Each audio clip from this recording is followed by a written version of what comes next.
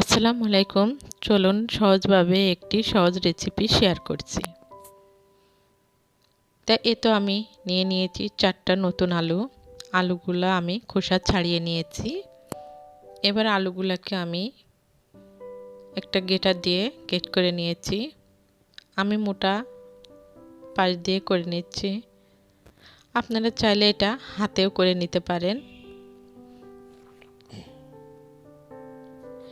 এবার আলুতে কিন্তু অনেকটা কষ থাকে, তাই আমি একটা বাটিতে পানি নিয়ে আলুগুলাকে ভালো করে কষলিয়ে আমি ধুয়ে নিব।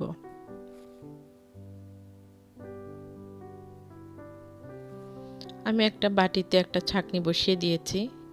এবার আমি আলুগুলাকে ছেঁকে নিব। আপনারা চাইলে কিচেন টিস্যু দিয়ে পানিগুলাকে ছেঁকে নিতে পারেন। এবার আমি একটা বাটিতে দিয়ে দিয়েছি পরিমাণ মতো লবণ, দিয়ে দিলাম 2 টেবিল চামচ চাউলের গুঁড়া, দিয়ে দিলাম 2 টেবিল চামচ কর্নফ্লাওয়ার, দিয়ে দিয়েছি হাফ টেবিল চামচ শুকনো মরিচের গুঁড়া, দিয়ে দিয়েছি 2টা কাঁচা মরিচ, দিয়ে দিলাম হাফ টেবিল চামচ চাট মশলা, আর দিয়ে দিলাম একটা ডিম। এবার আমার মশলাগুলো সব দেওয়া হয়ে গেছে। এবার আমি ভালো করে এগুলাকে মিশিয়ে নিব। এরপর যে আমার ভিডিওটি দেখা শুরুতেই প্লিজ একটি লাইক দিবেন, ভালো লাগলে আমার চ্যানেলটি সাবস্ক্রাইব করবেন। এবার আমি একটা প্যান বসিয়ে দিয়েছি, পরিমাণ মতো তেল দিয়েছি।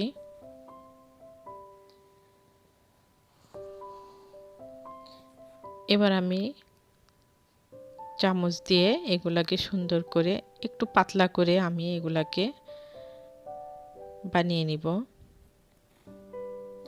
অবশ্যই একটু পাতলা করে এগুলাকে বানিয়ে নিতে হবে।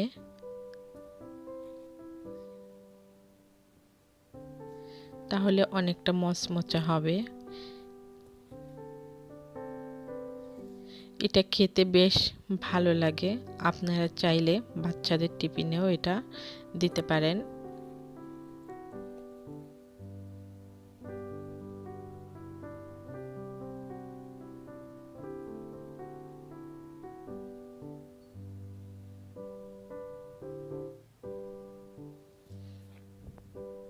এগুলা আমি ভালো করে এগুলাকে ভেজে নিচ্ছি। অনেক সুন্দর করে এগুলা ভাজা হয়েছে।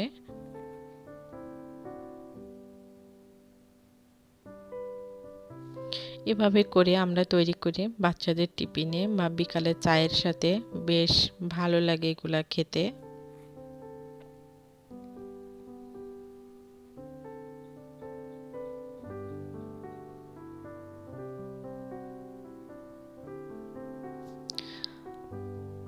তো আজ এই পর্যন্তই। আপনারা সবাই ভালো থাকবেন। আল্লাহ হাফেজ।